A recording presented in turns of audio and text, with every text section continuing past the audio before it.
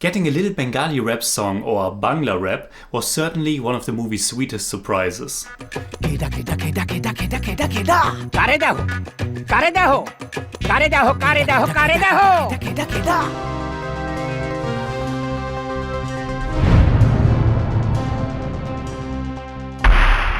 Servus Freunde, my name is Jimmy Cage. I have reviewed about 400 indie movies on the channel, and today I want to talk about another one that was directly picked for us by one of our awesome Masala My Satire supporters.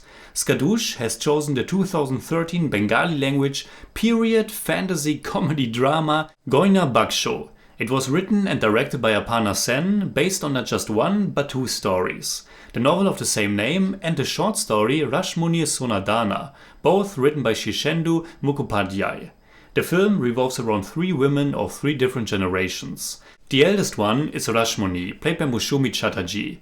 She is the matriarch of an aristocratic Bengali Hindu family who was already married when she was only 11 years old and already widowed when she was 12. From then on, as customs dictate, she pretty much had to spend her life in the shadows, missing out on almost all of life's pleasures and excitements.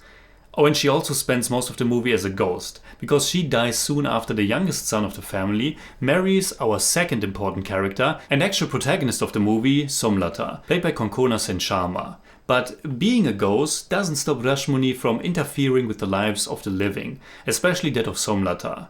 She becomes a little bit like a mentor for her, which also gives her the chance to fulfill some of her unfulfilled wishes in life. And she's also constantly abusing her verbally and talking very drastically about her other family members. The third important woman is Choitali, played by Surabanti Chatterjee. She's the daughter of Somlata and also functions as the narrator, though she only has much to narrate at the very beginning of the movie. It's not until the last 20 minutes that her role becomes bigger, and that last 20 minutes was without question the movie's weakest segment. Which is really unfortunate because it's the ending, which is a rather important part of a film. And in my opinion, this one really damages the overall experience a lot. But let's go back to the beginning. The title Goynar Baksho can be translated as the jewelry box. And that box has been in the belonging of Rashmoni ever since she was a little girl. It's basically all she has. All she's allowed to have, since there's not much left once she becomes a widow. When she dies at old age, she doesn't want that box to fall in the hands of her greedy relatives. This is where our protagonist Somlata comes in, who is ordered or bullied by Rashmoni to hide it. Well, maybe I should go back one step further, because the actual beginning of Goynar Baksho is this really fast and joyful little song that's playing over the opening credits. It sets the mood for the comedic vibe of the movie, which can probably best be described as a period satire. It's not so much a film driven by a tight story, but rather its characters, this aristocratic family, and how they were affected by the changing times.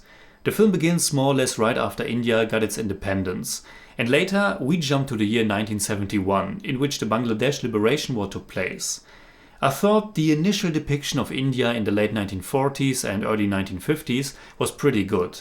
It lent itself to some nice satire, and it reminded me a little bit of Satyajit Ray's The Chess Players, shining a light on these rich landlords who live in their own world and don't quite realize how times are changing. Their fortunes are crumbling, but they don't want or can work either. There's this great scene early on where one of the elders is giving away a bet instead of money to pay for something, and then there's this great shot that shows us two members of the family leisurely fishing while the bet has been dismantled and the parts are getting carried away in the background. Comedic touches like this made Goynar Baksho such a delightful experience for me, at least for a big stretch of its rather long runtime. For a majority, I was sitting there with a nice grin on my face and enjoying the lighthearted humor and satirical nuances.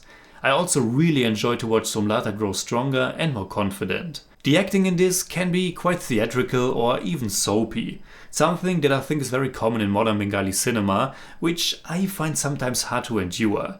But here it mostly fits with a satirical approach. Honestly, I wasn't so sure about the choice to give Somlata this stammer, and I thought the movie was really laying it on thick how shy and insecure she is. But as the movie progresses and as Somlata's character is growing, Konkona Sen Sharma's performance really grew on me as well, and besides the comedic depiction of this time period, I enjoyed this coming of age aspect the most about Goynar Baksho. The bond between these two women is really fun, and at the same time filmmaker Aparna Sen is tackling several different issues. I liked how Rashmoni wants to know about sex from Somlata and how she openly steers her towards an extramarital affair. Not all of these elements really pay off, but they are there. The movie makes fun of the patriarchy as well, but in a rather sweet nature. It shows all the flaws of these characters quite drastically, but it does seem to like them nonetheless. Which also brings me to one of the true highlights, which is this little rap song called Bangla Rap. It's a really hilarious and unique moment. The music was composed by Debojyoti Mishra, while the cinematography was handled by Sumik Haldar. And for the most part, Goynar Baksho has a nice and atmospheric look to it. There are some really wonderful and immersive shots and scenes, but there are also some that give out this modern, digital kind of TV aesthetic that I have seen in a few other contemporary Bengali movies. And while the ghost effects are alright, there are also some shots that look very fake and as if the filmmakers just integrated them because they could. But they are rather off-putting. As is the sound of Rashmoni's voice as a ghost. It's not a big thing, but it sounds a little bit tinny. More important though is that the pacing could have really been better. There are many segments that are quite lovely and charming, and then there are some where you wonder where the movie is going or why it does take so long. Which is especially detrimental in regards to the whole closing segment. Because all of a sudden it feels like we are completely running out of time. Like I mentioned earlier, I think the entire final 20 minutes really damaged the movie overall. It feels as if we are sacrificing our actual protagonist and her journey for this tacked on segment about her daughter.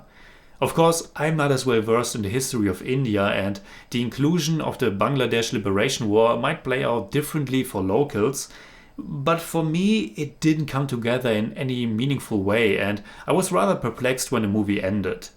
I think it's too much and the tone is also changing quite a bit, giving up most of what worked so well with the comedy and satire for a more political and emotional approach, which unfortunately left me rather cold and again perplexed. I'm still happy that I have seen the movie, and as I said earlier, I had a pretty big and constant smile on my face for a long stretch of time, but the end really didn't work for me and the pacing overall was a bit of a mess. So, in German I'd say, Goynar Baksho ist immer dann richtig charmant und amüsant, wenn die Geschichte von Somlata und Rashmoni in diesem historischen Kontext satirisch aufbereitet. Den Bogen, den der Film am Ende spannen möchte, ist leider arg überambitioniert und wirkt aufgesetzt.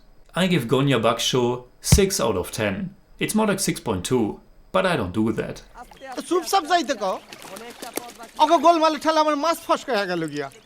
No sense. Alright, that's it like always. Comment below and let me know what you think about Goynar Baksho. And also, what Bengali movie should I watch next? You can hit me up on Twitter, Instagram, Letterboxd and also on Patreon, simply at TheJimmyCage. And if you enjoyed this episode, please give me a thumbs up, share, subscribe, whatever you like. And make sure you hit that bell for all I have to tell.